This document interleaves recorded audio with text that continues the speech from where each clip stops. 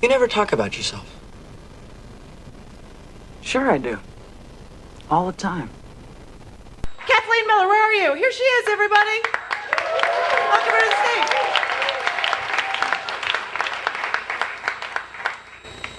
All right, this is a story between when I was 10 and 12, and these were years when I was a very enthusiastic dork.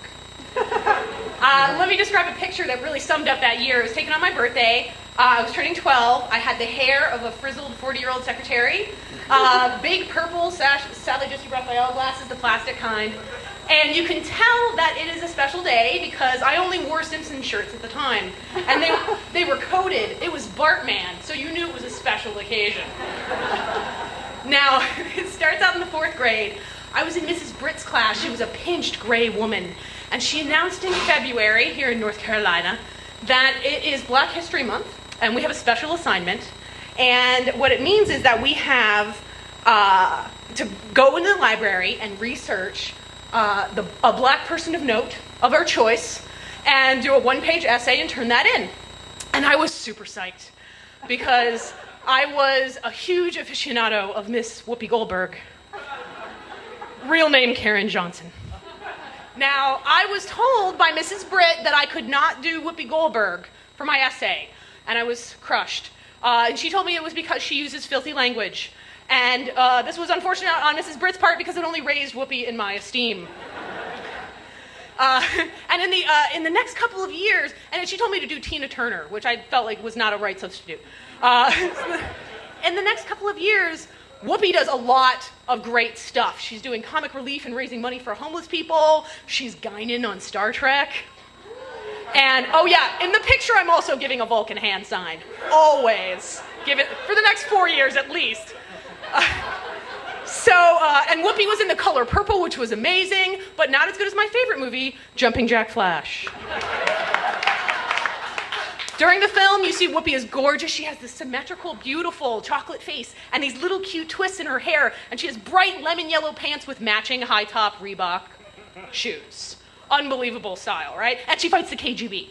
So, 2 years past, she's done all these amazing things, and in 6th grade, in Mrs. Rose White's class, a lady who sounds just like her name, she's very sweet, she ran an excellent classroom, and she announced in February, Black History Month pageant, where we would go into the library, research a black person of note of our choice, and present it in the first person, and we were encouraged to dress up and bring props.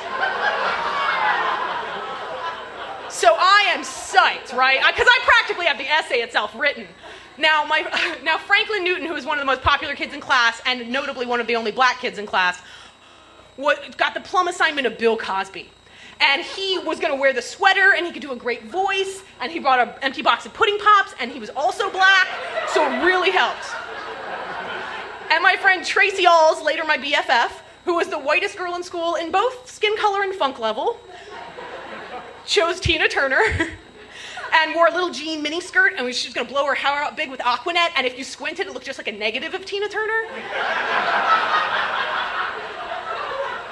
And I was living by a Klingon code of honor at the time.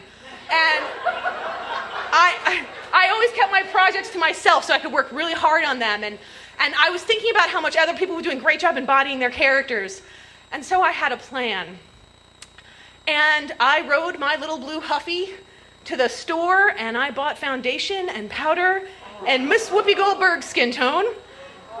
Yes, with my babysitting money and my 25 cents a quarter each for custom Trapper Keeper drawings that I would do for you. And the day of the pageant, my mom gets up and goes to her 5 a.m. nursing shift, at which point I get out of bed and begin my transformation. Now, I used makeup tips from Sassy Magazine and Fangoria, because I wanted to be a movie makeup artist at the time for monster movies. And I put on a purple shirt, and I got myself ready, and I did my hair in tons of tiny braids that I sealed off with those little rubber bands from your braces. And my bus got in particularly early, at 6:30 a.m., which if you notice in February, it is not light out yet. There were only 3 other kids who rode my bus. It was a weird zip code. So I was not stopped.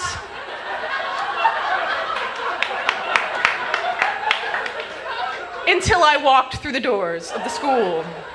At which point, two women whisked me into a bathroom to be corrected. Now, I was very upset, and what seemed like screaming to me was probably only startled women desperately trying to prevent, like, a national incident. They took me aside, and I heard the words, what were you thinking? And I was crushed, because what I was thinking is, this is the greatest tribute to Whoopi Goldberg of all time. And they, while scrubbing me off, let me know that there was something called blackface, which was where white people made fun of black people, and it was called minstrel shows, and they dressed up and they mocked them. And I was like, oh, I've seen that, but I just thought it was like Harlequins, like a shitty clown. I had no idea somebody was mocking someone. That's horrible. It ruins Shirley Temple movies for me. So they told me I could keep just the little braids, which doesn't really cut it if transforming me to Whoopi. Like, the little braids didn't really do it. So I did my little reading that day, and I was crushed, and I was mortified, because I had heard that I would have made Whoopi Goldberg and the baby Jesus cry with my racism.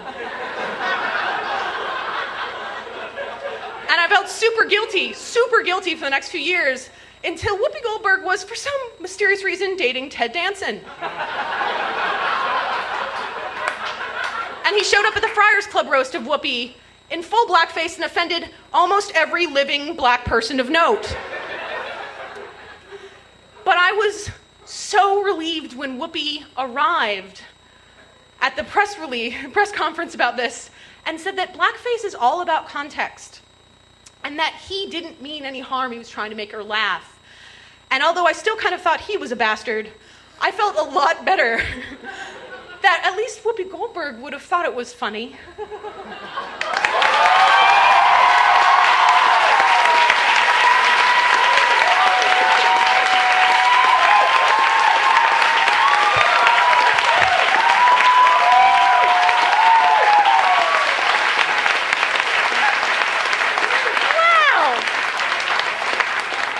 Don't feel bad. I was doing this long before you were born.